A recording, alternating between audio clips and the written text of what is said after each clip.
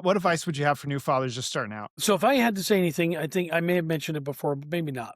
The biggest thing, and again, it goes back to service. I think you have to realize that you're going to have to sacrifice. And most of the times, most of us, they were not born with money. We don't have endless supplies of cash. We're going to have to go out and work. We're going to have to do things. We're going to have to do things that we need to do to support the family. And it's something that you and your wife, as you get ready to go and you start this family together, those are the conversations you have. Whether you're going to have your wife stay at home and raise the kids, or they're going to go work, and then you have to figure out how that balance is going to happen. Those are the conversations you need to have. And I would encourage young fathers to make sure that they've talked about that with their spouse. How you want to make sure you've talked about.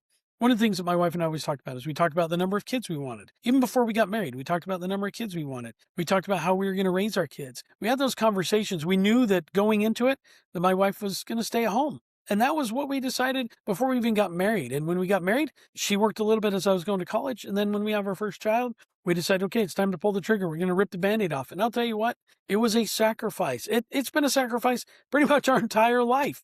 It has been a challenge. It And as we is, isn't know, it? society doesn't make it any easier today to do that, to take that leap and to decide to either have, and some days, I mean, sometimes fathers are staying at home now, where it's a stay at home dad or a stay at home mom. But either way, you've got to know that you're going to have to sacrifice. You're going to have to sacrifice your time. You might have to sacrifice the car that you loved. I had a fantastic car when I got married. It was a classic. Loved it.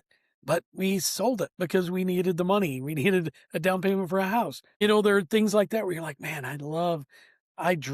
you probably know this, Philip, you saw it. I had a Suzuki Samurai that I've drug along That's right. my entire life, and my wife hated that stupid thing. But I did it because I wanted it eventually. I thought some point in time, that sacrifice will pay off. I'll be able to restore my Suzuki Samurai to its once glory, and then it burned in the fire. So that's where the Lord's like, see, it wasn't that important. You didn't need that.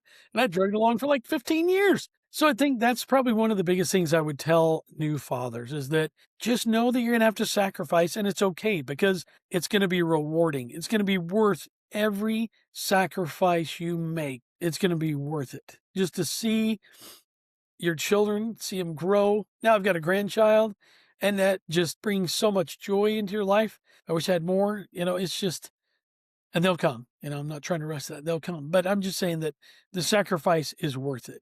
Take the time, talk to your spouse, look at what you have to do to make it all work in life so that your family can have a good life and they can have love in their home.